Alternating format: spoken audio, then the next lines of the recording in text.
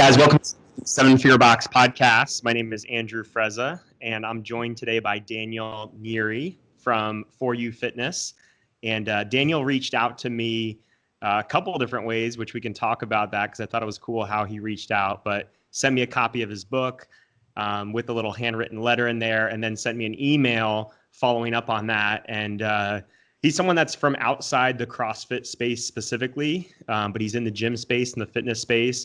And I thought it'd be cool to have someone on here that has a lot of knowledge in a similar industry, but has probably a slightly different approach to it, or a slightly different set of knowledge and skills that we can learn from here. So welcome to the show, Daniel.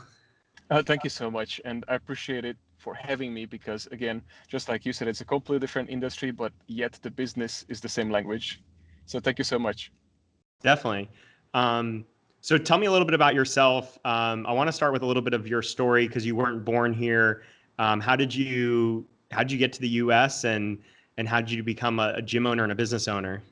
That's a funny story and long story, but I try to keep it short and entertaining as possible. So back in the day, I used to play hockey semi-professionally, and in my country, Hungary, is where I'm from, Budapest to be more exact. And then I was pursuing the dream, the American dream of coming into the States and playing professional hockey in the States. And when I came to the States, I started playing, and it was fun. But then, unfortunately, I had an injury that basically cut my career right away at the age of 21, I believe, or 22.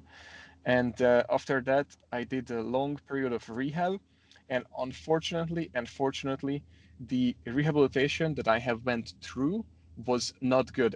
I've seen the coaches that I have met with were just one of those, okay, I know the idea of training and how you should be doing the things, as the exercise part, but I don't necessarily understand your body.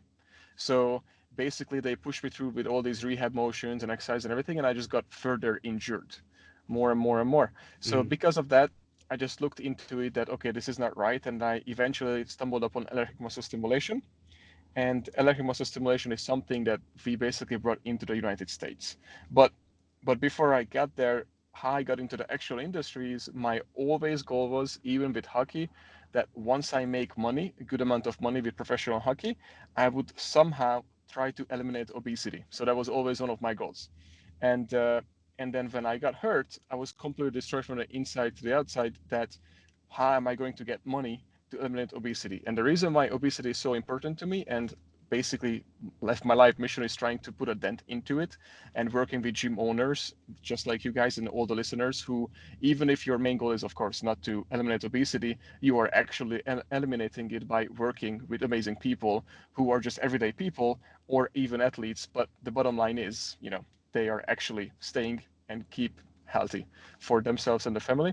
But long story short, my grandparents unfortunately passed away from obesity, and I was the closest to them.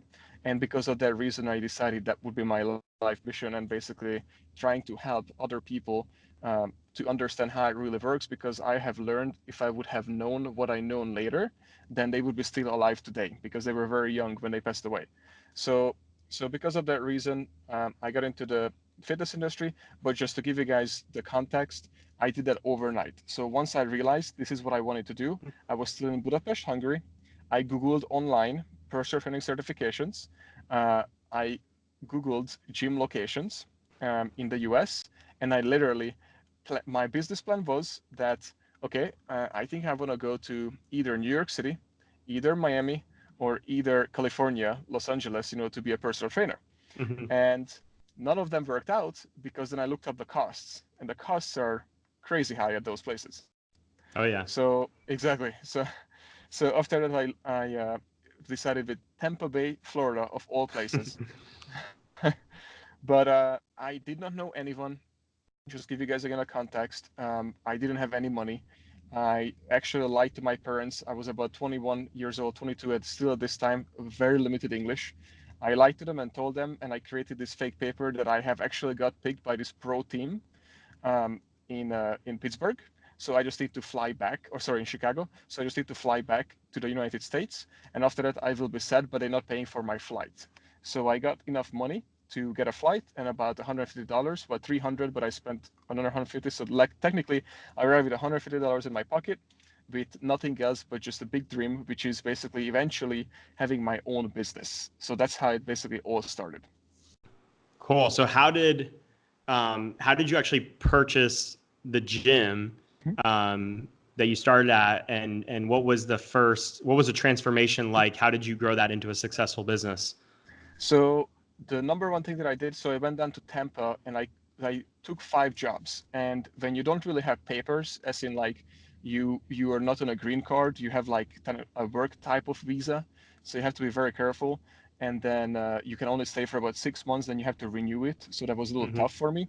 So I came to Tampa, and then first job was coaching kids hockey from the age of 5 to all the way to 14. Second was personal training at this studio that I actually ended up buying, which I talk about in a second. And then the other thing was serving food and bartending and modeling. So those 5 things I did. I had no friends. So the first 3 years in the United States, I was just working day and night and nothing else whatsoever. And I used all that money. And by the way, I had also clients from like 5 a.m. till 5 p.m. to 6 p.m. And then I went into work, at the bar or food around 8 p.m. to all the way 3 a.m. But anyways, so the point Wow. is, I used all that money to able to buy out basically the person who actually started For You Fitness, which is a small personal training studio. But to give you guys a context, it was very small. I mean, it was only making like something like $60,000 in a whole year. So that's it. So it's a very small personal training studio when I purchased it, Mm-hmm. and I purchased it for like I think it was like between $30,000 to $40,000, something like that. And I only had about 15,000 saved up. So monthly payments is high. Basically paid it off in 6 months. So 6 different payments, and then I was all of a sudden basically a personal trainer stuck in a gym. So I thought, I'm the shit. Sorry if I'm not supposed to say that, but I quickly learned that I was stuck for an additional 2 years, basically in the business, doing everything as a personal trainer. And then overnight, again, I had one of these thinkings that I start reading business books. So the next 2 years, every single morning, including Sundays, I would get up at 4:45 a.m. And the first 2 hours, instead of going to the gym, which I did before, I would just read, and I was just reading business books. So I have read the first year I read 100 books, and then after that, basically, it went down to about 50 because I realized that it's not about reading more books; it's about reading the same book more than once and Oh take yeah. action on it.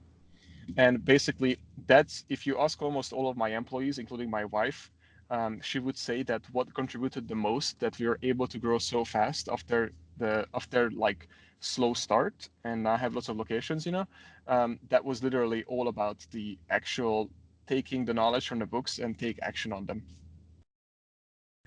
But that was literally Yeah. the number one for me. And again, That's yeah, go ahead. That's awesome. I love the fact that you carved out that piece of your day just for learning. I think that's phenomenal. And then I love that your, big nugget of wisdom was it doesn't come from just reading more and more and more, but actually putting those books to work and reading the same book over and over again until it actually like sinks in and clicks and you're taking action on it. And I think that's such an important shift that people have to make. I found that in my own life, I'm spending less time on reading and learning and things like that. But when I do read something, I'm really aware of, am I putting this into action? And I find myself reading and rereading or having systems of like being able to highlight and revisit stuff and treating it more like a college class or something where you're having to study the material more so than just like, let me read the book so I can check the box that I've read this book. I think that's phenomenal. So on that note, how did you really take action on stuff, or was it just a matter of like, if I read enough and I get so much of this information, I'm doing this every single day, it has to become a part of me? Or was there a point in time where you had to actually step back and say, you know what, I think I'm actually wasting too much on learning and not actually taking enough action? Yeah, so that was a big learning point because it's a great point that you brought up because it can be overwhelming, the knowledge that you're learning, and you don't know where to start. So what I did is I developed topics. So, okay, so what do I want to be? First, I wanted to be a business owner. So what is the main idea of owning a business and what do I need to do? So I started reading books on that. And then once I read not just one book, but like lots of books on that, I created my own idea of a business, a healthy business, instead of just like having to learn from one person, right? So, and I never learn from one person and just do everything from that person. I use, let's say, 10 different persons' ideas and put it combined with mine, and then I take X amount of from each, that I think is best for my business. So that's what I did. After that, I was like, okay, so well, that's just me. So everybody says that you need to delegate, delegate, delegate. So what does that even mean? So I have read tons of books about that, and then I have learned that delegation is not the answer, but leveraging is the answer. And I can talk about it. What's the difference between the two? Yeah, definitely. Because I learned it the hard way too. That delegation is literally what most entrepreneurs say: just delegate early, delegate this, delegate that. But the problem with delegation is most people delegate things that they hate, right? So I did the same thing, but you hate things that you don't like. I mean, you don't know about. So, Mm. for example, if you don't know financials, or if you don't know accounting, or let's just say if you don't know personal training, or whatever it is, right? You're going to, or let's say social media, because that's actually pretty common in the industry. So they Hmm. just delegate it out. So let's say they hire either an accountant for the financials, or they hire a social media expert, right? Now, this social media expert or accountant is going to give you reports every Monday or every month or whatever you set up with them. But when that report comes in, if you don't know what's going on, you have no idea what the hell you're looking at. So you could be going out of business next month, or you see that there are 10 likes on this post and last week there was 5 likes, so you think you're making progress. But if you don't know how to read them because you don't have the knowledge, meaning you're not able to leverage the reports that you're getting, that's just straight up delegation, and you hoping for the best and have full trust of that person that you have hired. But if you're able to leverage, meaning you have knowledge, basic knowledge of what social media and what's accounting supposed to look like, then you can hold them accountable, by what you are Right. wanting from them. So that's basically the difference between leveraging and, delegating. So I like that that, a lot. okay, yeah. I also feel like, in addition to knowing a base level of knowledge, you also have to know what the outcome you're trying to get is, right? With social media, it's easy to get caught up in these vanity metrics like likes or even, engagement, or number of posts or whatever it might be, rather than, well, what's the real goal? We're usually trying to get leads and usually trying to get then conversions. So we need quality leads, right? So knowing that outcome that you want to get is huge. How, like, I mean, you can speak to that, but I also was wondering if you could elaborate on, like, how do you know when, how do you draw that line of, like, knowing enough about something and then just purely wasting your time, meaning you're over learning about a subject that you could be leveraging your time better? Like, where do you kind of, how do you judge that point of, like, knowing enough but not diving too far into the subject that you could be leveraging that time better elsewhere? Yeah, so it's a great question because I think that's something you can get lost in so many things. But here's the bottom line: if you're interested about something, you're probably going to pursue it and dig deeper and deeper and deeper. And it's almost like one of those things that it just opens up more doors and you just get lost in the information of things, which can Yeah. happen. It happened to me many times. And I'm like, wait a second. But anyways, the way I look at it is as soon as I have a basic understanding, how in even high school, I think this is a good analogy for it, that there's two kind of students. One of the students are the ones who read all the books over and over and over and again, that they can repeat back the book to you. And they basically are a straight A student in school because they were able to memorize the subject, right? And then there's a second type of student that hears it or reads it once and able to tell you back the whole book, but not what it's written about, but what it's about because got the full understanding of it. Does that make Right. sense? Yeah. So So more of an understanding of maybe not the nuances, but the themes, the overall themes that are important in that specific field or in that story or whatever it might be. yeah, so almost like having the mathematical equations or whatever in your head, or like a matrix that you're able to just see and understand it. So that's all you need to do. As long as you, let's say, see the numbers or see the social media and you have just a clear understanding what they actually mean and what you're looking to get out of it, then that's when you could stop. And then all these new stuff, of course, you can be all updated. I don't know if do you know Billie Jean marketing, or have you I've heard of it? heard of them, but I don't know anything about them. Okay, so give you an example that I'm not a social media expert, but they come out with lots of cool stuff about YouTube, Facebook, because they have new updates. So I spend about 2 to 3 hours, maybe every 3 months when these new updates come out. That's it. And on it, just to make sure I'm stayed updated on what's the new things that came out. And I usually use the experts of that industry to give me the information. So basically, that's all I do. But again, as long as I have a full understanding how it works, and my head able to process the information, is that's when I know that I know enough. Okay, cool. Yeah. Um, what are some of your favorite books? You've read a lot, obviously. Yeah. What are some of your favorite business books? What are some of your favorite leveraging books or Mhm. delegation books as you leveraging as you want to refer to it? So If you come into my office, basically the wall and all the shelves are covered with hundreds of books, and they organize in like different types and leadership to all these. My number one leadership book that I think everybody should read is Lincoln on Leadership, and like Abraham Lincoln, and yep. that is a very underrated book. But I don't know why most people are not sharing that, but I think I have read it many times, and that's my ultimate favorite book, because if you're a good leader, and that's all about delegations as well and leveraging. So if you leverage that book, read it multiple times, then I think you can go from 1 to 10 just by one that single book in your gym ownership role if you have employees. Wow. Now, the other book that I highly recommend for every single business owner, you might have heard of it, is Profit First. Hmm. And the reason by Michael Mikhailovich, and the reason why I recommend that book, because Profit First is, as the title says, it's basically how to take out profit from your business first before you pay the expenses, before you do pay your employees, before you pay everything. Because unfortunately, most gym owners, myself as well, I started like this. We paid everything that we needed to pay, and we had nothing left. And then we were surprised that, oh man, this is not profitable, or I don't have any money. But this book actually teaches you how you're supposed to do it. It's pretty cool. It's Oh that, yeah. I would say, the most interesting accounting book that you will ever read in your life. Yeah, and I think that like you're saying, as it relates to like knowing enough about a business or about an area of business, like Profit First is a great way to know most of what you need to know about accounting and financials for business without having to dive into the weeds on a lot of stuff. Yeah.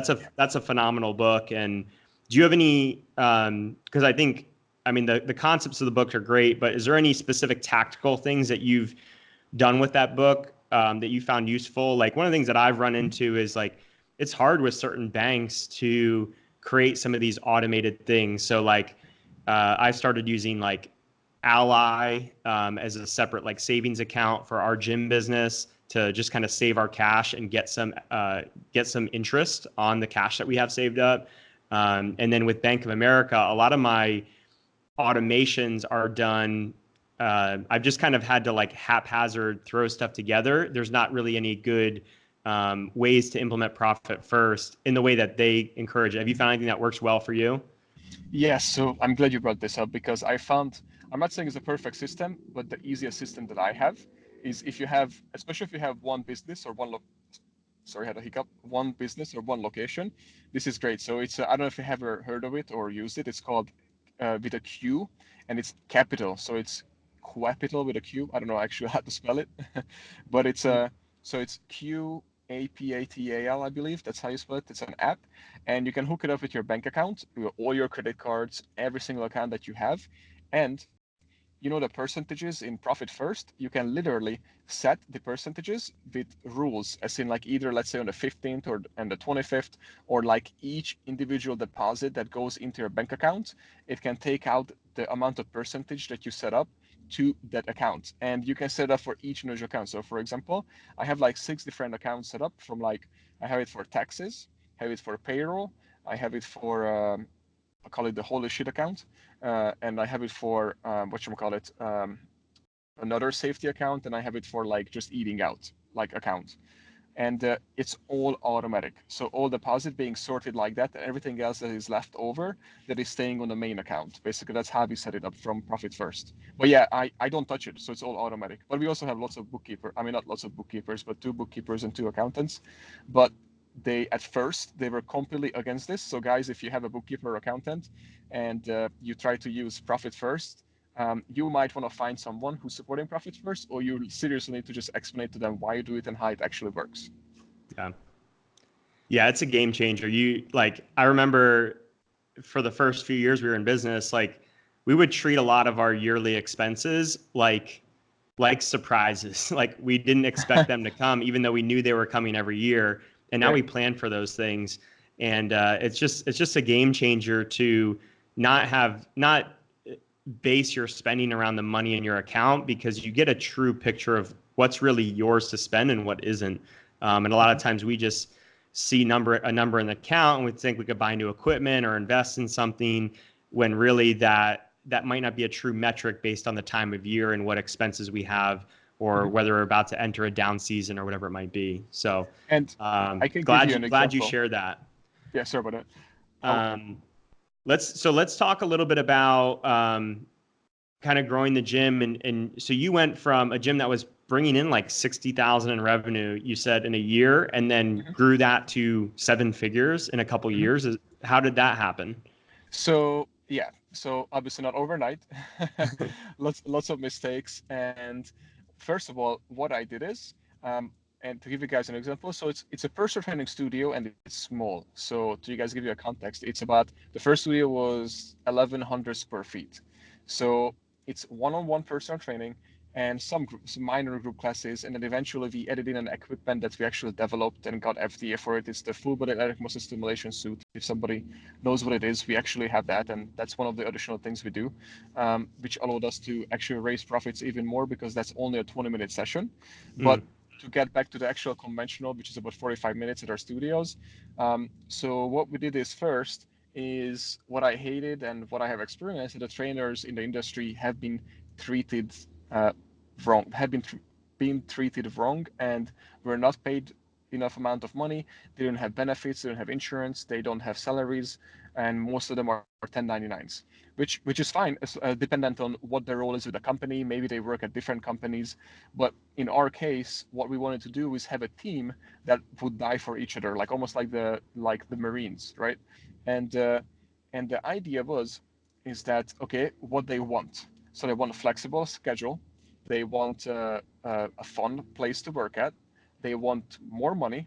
They want benefits, and something cool to look forward to, and have. And most importantly, the number one thing that they want is growth opportunity. So that's how we package it. So once we knew what our trainers would want is and where we want to go, that's what we created first, and then we broke it down backwards. So then we like, okay, so if that's what they want, we need to figure out how much we need to charge to be able to afford all these things. So we did that. So we went from literally charging like $40 per session to all the way up to $150 per session. So, and again, that was not overnight either. But it's a huge.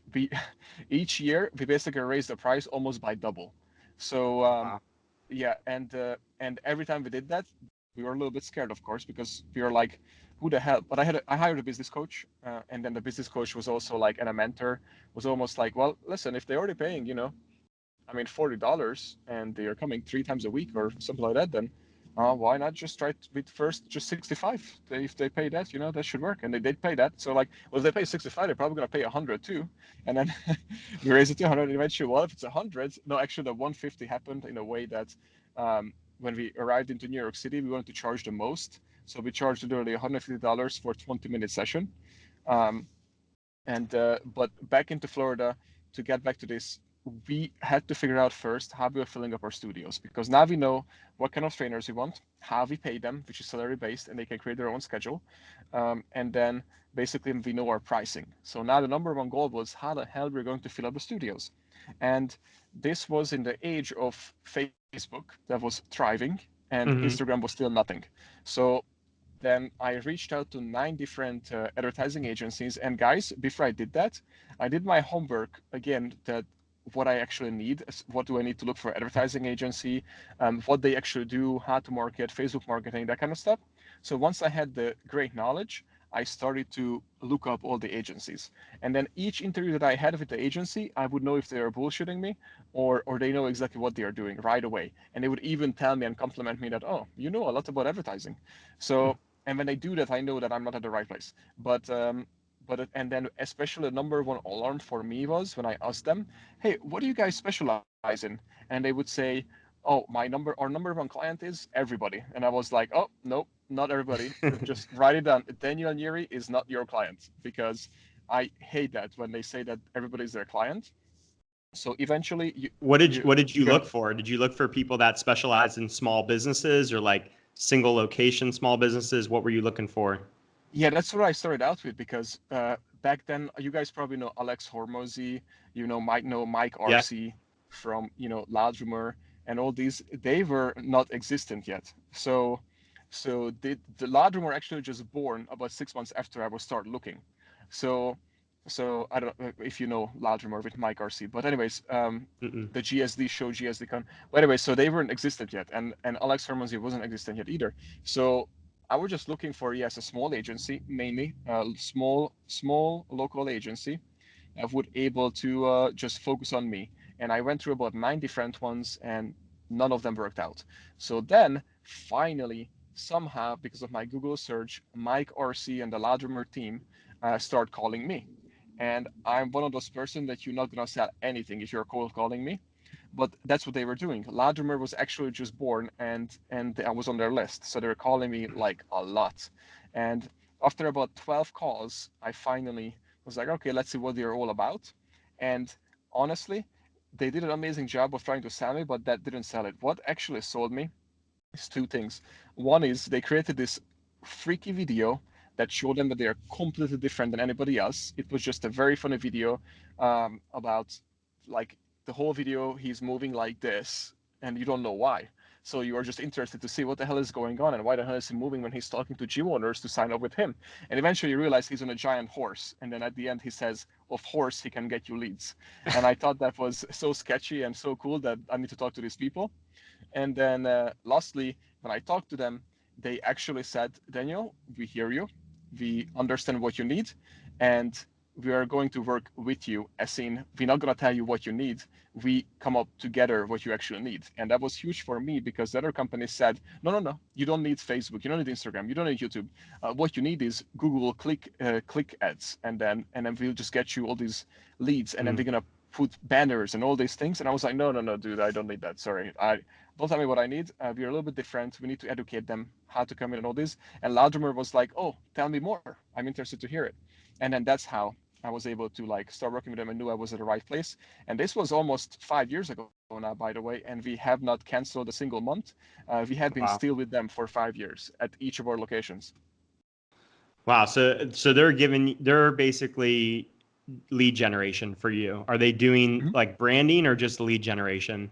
So both now. At first, it was just lead generation, but now we have a on staff videographer at our studios, and we have some interns all the time and everything, and we have social media person. So we are on the branding, and we always filming, but they are doing all the advertising for the brand too. Does that make sense? So we create the Yeah. content, but they take care of the rest. Nice. Yeah. Man, that's awesome. So, I wanted to dig into the pricing a little bit. I think that's Mhm. something that is so important for a lot of CrossFit gyms is to get the Mhm. pricing right. And I love that you approach this from beginning with the end in mind, right? Mhm. What do we want for our coaches? What do we want for the business? And then determining the rates based off that. And then finding the clients based on what you knew you wanted to and in a way had to charge to do what you wanted to do. So when you guys were raising your rates along the way, um, did you find that the clientele changed, or did you find that it was the same clients at $40 that it was at over $100 an hour, or did it actually look like a different clientele? Did it look like a different service altogether? How did you guys have to evolve with it? Yeah, so at first that's a valid and crazy question, as in like in a good way, because first of all, when we raised the price, I was a little bit freaked out about it because the same people try to afford us. Because the thing is, I don't know about you guys, but we spend crazy amount of time about selling, and we coach our coaches how to sell. We practice every day for at least 15 minutes, role play, that kind of stuff. So we spend a great amount of time on selling. And we don't sell about us, like why we are great, look at all our results. We were nominated for best gyms, we were on Doctor's TV show, or all these crazy things that we accomplished. We're not even mentioning it once. We are 100% focusing on the client when they're in front of us at a consultation or during the sales process. And we talk 20% of the time and they talk 80% of the time. And we listen to all their problems and we sell them on their own problems and we let them sell themselves and reverse sell them, all that kind of stuff, right? So, but the number one rule is that for your fitness, that we only allow to use these tactics. The if that person that is in front of us, we 100% can guarantee that we can help that person. If we Right. cannot help that person, we won't sell them. We would refer it to somebody else. But the bottom line is, because of these sales processes, when we, each time we raised our prices and the same people came through our door, because advertisements still stay the same, we find it that they just found a ways to afford it, and it was exactly the same people, and then did not attract different. But when we raised it to all the way to 150, then yes, that changed a little bit. But now what we're experiencing, that the people who come in who really not our clients, and the only reason I'm saying not our clients because they are in the lower income bracket. Um, and there's no way you can afford, $1,500 a month for training if you're only making $3,000. You know what I mean? Or even Yeah. 4,000. Or even if you can afford it, you shouldn't. And Right. and they try to find a ways to afford it, and we felt pretty uncomfortable because, man, I mean, I just really don't feel. We told them that we just don't feel right that you pay this much. We should refer you out to somebody else, and who can help you for a little bit cheaper. You know what I mean? But the idea is now we attracting, yes, a way higher income, but at first it was exactly the same, and it changed as the advertisement got out. Because the thing is, and way social media works is the most people who interact with your ads and tag and your pages and everything, that it will advertise to them more, and we create a lookalike audiences. So eventually, with time, we were able to change the audience more and more and more. Mm. Yeah, but, That's and that's cool. What was the makeup of the gym when you did kind of hit that growth spurt and get to seven figures? Like, how big was the gym? Were you still in a single location? What was your revenue breakdown in terms of, was it all personal training? Did you have supplements, nutrition coaching? Like, what did it look like when you kind of hit your peak in that single location? So the crazy thing is that most, because the main model what we are mastering and want to master at all times was mainly on training. So all of our revenue mainly is from personal training, because our studios, our main model is, well, we're working on our supplement and everything. So we are having our own supplement brand. We just got FDA for it because we manufacture it overseas.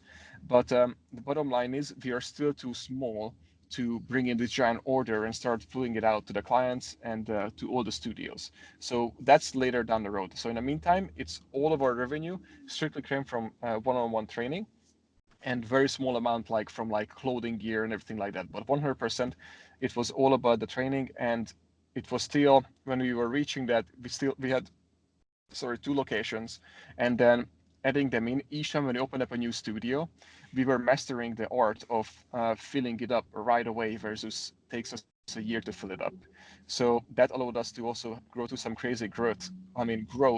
But what we also learned that if we take out an expert from our current studio and put it into the new studio that is brand new, then that studio, the brand new one, will grow way faster. So in a month, we were able to accomplish what we would only able to accomplish in about 6 months if we wouldn't move a person from an old location to a new location. So we're moving around our employees and even give them apartments and that kind of stuff in different cities. So basically, if you take you're saying your best trainer or your best salesperson or best of both and put them in a new location, that's the number one factor for success. Yeah, so look at it this way. So let's say Tampa is our oldest location. It was our highest performing studio, and we changed it a little bit because we had the power players, or whatever, A players, let's call it them, because they've been with us. Most of our trainers have been with us since we started. Our turnover rate is very, very low, and they've been here for many, many years. So what we did is assemble the team, and we moved those players from Tampa location to all of our other locations that were new. Mm-hmm. Because at first, what we did, we opened up a studio, and we let let's call them green beans, even though they are not, which it's just like a term because they're new to the industry, new to us, but they Hmm. weren't confident enough to able to ask for this high price when we are the highest in the neighborhood where we are. So they weren't confident enough, so they weren't able to sell. But when we bring Yeah. in these experts who are very proud of the price and what they do, because they've been doing it for a long time, they sell the crap out of it. And all the consoles, all the trials, even if they say it's not our clients when we're advertising, they all bust. And literally, if we had like I have the exact statistics, but I'm just going to say it right out of my head. If we had, let's say, 10 consultation coming in, about 8 would purchase. So it was about between 75 to 80, 81, 82%, something like that, the base, Wow. if they came in front of us. But that's only with the people who are with us for a long time and they have practiced it. The new ones would not be able to do that. So we had to play with that for a while, but that's allowed us to grow very fast. Oh, definitely. I mean, there's no reason to start from scratch when you have all these years of experience to build on, but that only happens through people. It doesn't, you can't just do that through policies and systems. There Yep. has to be people that are showcasing how that really takes place.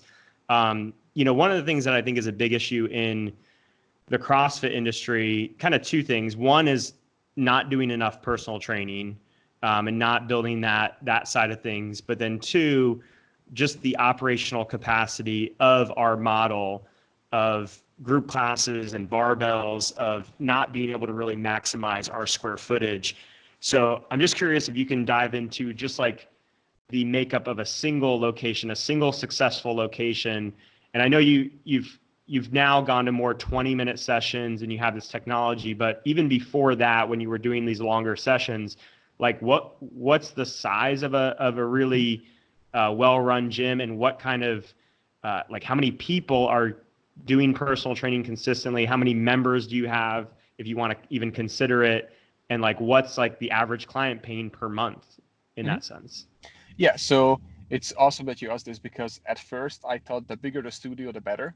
So if you look at like which studios opened up when, you can see that we started from small and went bigger and bigger and bigger and bigger, and then now we're Mm-hmm. going smaller and smaller and smaller and smaller, because we learned it has nothing to do with it. And then I read a few books about, well, especially Apple back in the day, and it really pissed me off when I read something about it that Apple per square feet, how much I don't know the actual amount right now, but how much they selling per square feet.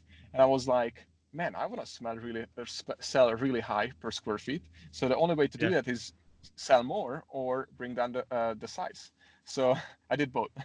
but but anyways, So yes, what's your ideal size that you found? exactly. So now the perfect size that works for us is 750 square feet, which is tiny. Yeah. But How many people can train in that in a given time? exactly. So our active clients that can hold on to is 100 clients active, but each pays between $1,300 to $1,600 per month on autopay. So, and that's basically goes a little bit over $1 million. So that's basically our in a year, but that's basically our model for each studio, and that's basically our goal for it too. Wow. And That's impressive. So auto pay, so you have basically a built out personal training membership. What is that, 3 days a week that uh-huh. they're sort of paying for? So it's 2 to 3 times. So 2 times a week would be $1,300, and then the 3 times a week would be basically $1,500, and that's basically their two options.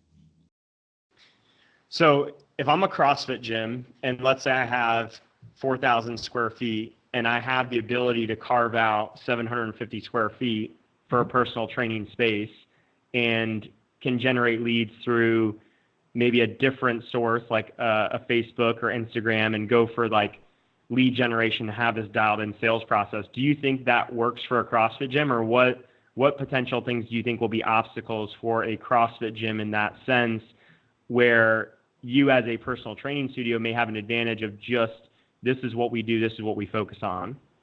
It just really depends on what's the model. As in, like, is it a high end model or is it a low end model? What I mean by that, are there showers? Or there what kind of client you go after, right?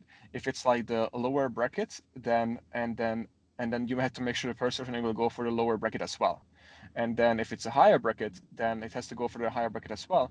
What I learned when we opened up for group classes, which we have had and tested with it, but a cheaper price, then all of a sudden we attracted the people that don't really go well with our high-end price personal training price. And the only way it would work, which we have a model now that we work on because we coach other gym owners that we're testing it through them, is that one section of the gym is group classes, the other section is private personal training, and it's completely separated.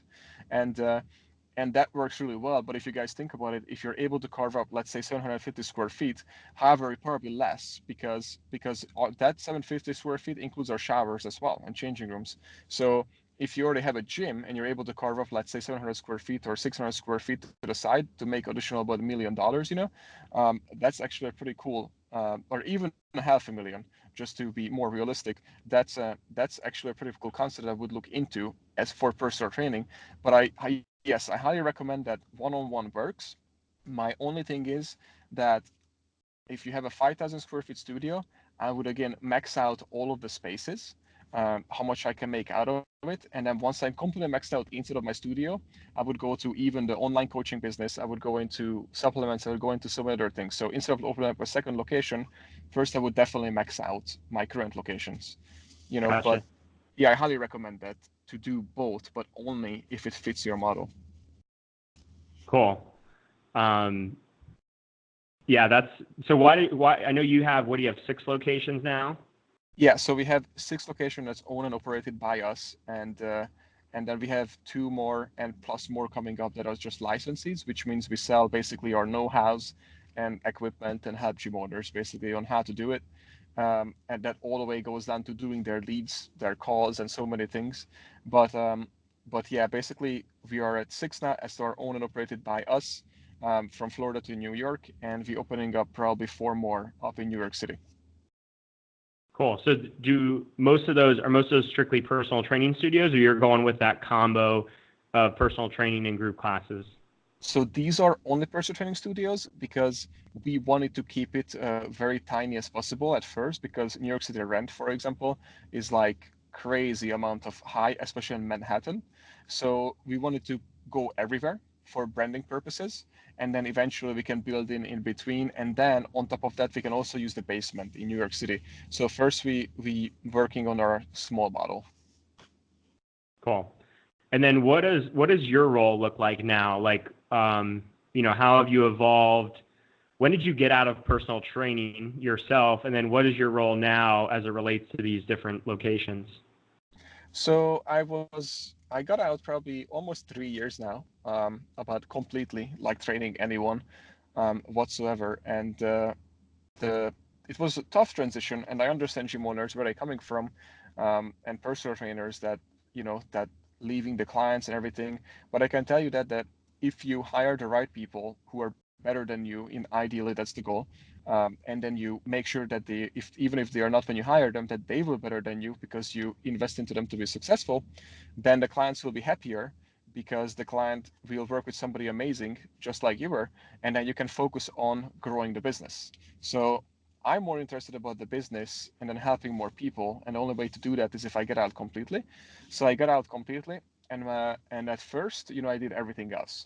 So let's call it, I wasn't one of those people who like, all right, I'm a CEO and I start calling myself a CEO or anything like that. But eventually, with the years that I had and the mastermind groups or things that I was in, and then employees, and then when we actually set our roles, went through some groups and with coaches, and then also have our board. Then eventually, yes, I got into a role of a CEO, but I don't really care for actual like titles. At our company, it's not a big deal. But the point is, basically, if I would have to explain my role, that's my role. And I do travel to studio to see and talk with the trainers, but I have my direct reports, who report to me every week. All Mondays is meeting from like 8 a.m. to like 6 p.m. Mm-hmm. Back to back with my direct reports. And then outside of it, I do also our own podcast.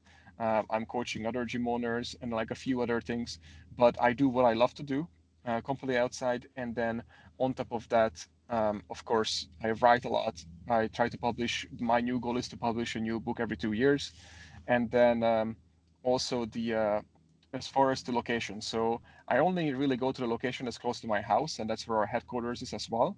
So I only go into that main office, but there are studios that I haven't visited since last year. So the idea of gym owners that, because I meet lots of them, to say that, man, I don't know how you do it and have to open our next studio because it just to drive an hour away, to train clients at the other studio is just the wrong mindset. Because if you open up a second studio to think that you would be training at that studio and this one, then don't open it because that's just not going to work. Yeah. So you have to take yourself completely out of the business. And I highly recommend everybody, which I did too. My coach told me to do this, and I was like, okay, let's do it. And I didn't even question him, but he told me, your business is ready for growth if you can leave for a whole month and don't even look at your emails. And then when you come back, not only that your business survived, but actually thrived and grown without you. So I did it, and that was the case. So I was like, all right, great. So I think that's a great sort of metric for thinking about it.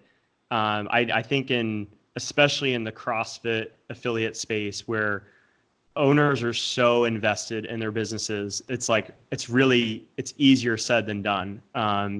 Most gym owners can't imagine spending a full 7 days away from their business, let alone Mhm. a couple months. So what things had to be in place for you in order to do that, and where did you make mistakes in that? Well, firstly, well, hiring the right people is one, right? So, so putting into the right roles is second, and then have them out what it looks like, but give them the room for mistakes. So let them fail on their own, and don't beat them down that, oh my God, you suck. What did you do? No, I was nice to all of them, and I told them that, okay, so what did you learn from this? And as long as they have learned from it and they didn't make the same mistake again, then we are growing. And that was the whole mindset, the mentality that we have done. And then what it was is that the gym just hired the right people. We gave them their role, what they're supposed to do, and then we let them be. And then there was meetings on Mondays to go through with the staff, with each individual person, and we have awesome leaders, who help each other out. And just because of our core values. So number one thing that we did, we went through our core values and created them so people can just pull it up and reference back to it, that how I'm supposed to think, what I'm supposed to do, and then it's almost like a Bible, right, to the company, and then go through to all the details if I'm stuck, what I need to do. But number one, if you haven't used Trainual, which we used right now, is basically an online operations manual that we created. And I have not only written with our operating officer, but we actually recorded ourselves doing everything in the company. So and we put it into it with text and everything, so it's searchable. So it's almost like our all internal Google system. Mm.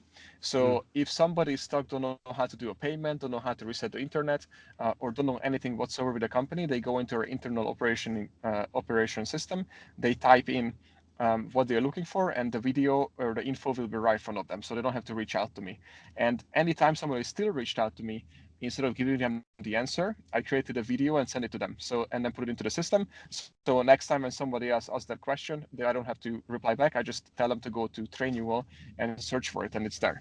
And then they learn it on their own anytime they would reach out. Well, never mind, it's in Trainual. And then people start reaching out to me, and they start learning by themselves and start thinking like an entrepreneur, which is one of our core values, meaning they figuring it out on their own instead of just like accepting it that, oh, it's broken, oh, I don't know what to do, oh, we don't have a power, we can't train. They just figuring it out on their own without basically me. It's like their own living organism. And that was my goal for my business, to, if I leave, everybody knows what they need to do and what they're working towards to without me even being around. How much do you pay for that? How much is Trainual? Training, I think maybe it's like $300 a year. It's not Yeah. even that much. Yeah. Yeah.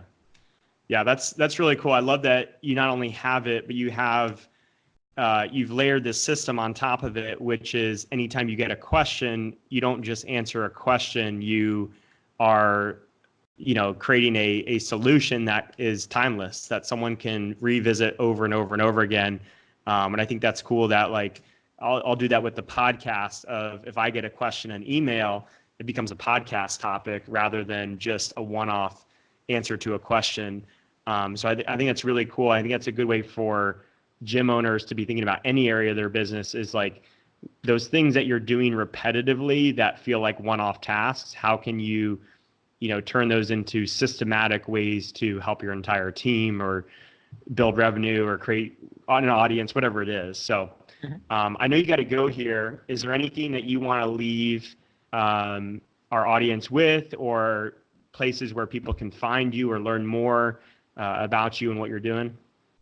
Yeah, just a few things. I would say that any gym owners who let's say created their own two things, own business, and personal trainers who are either working for them or thinking that, man, I should just do it on my own because my client's telling me that I could get more out of this.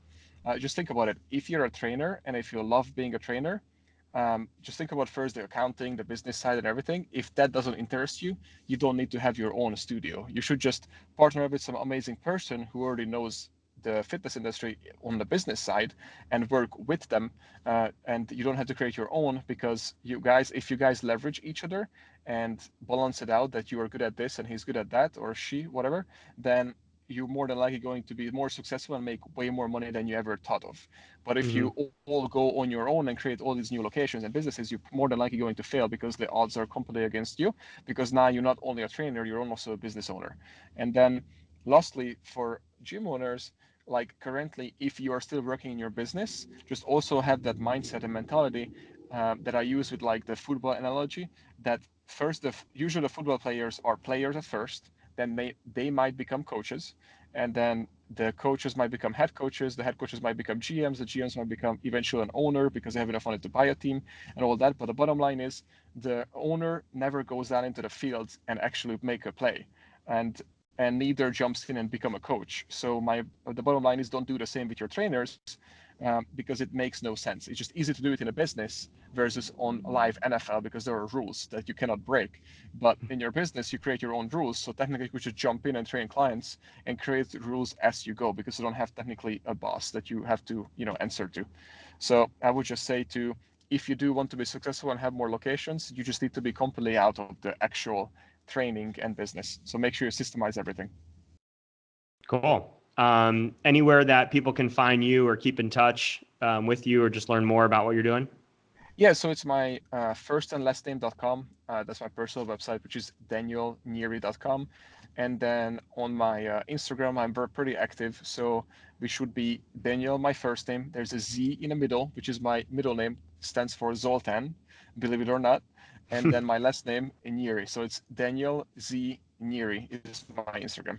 And Nyiri is Nyiri. Yep, that's it. Awesome. Well, thanks for taking the time. I'm really glad that I jumped on this interview with you. I didn't know much going into it, but learned a lot in this call. So thanks for taking the time, Daniel, and looking forward to connecting with you soon again. Thank you so much for having me. This was amazing.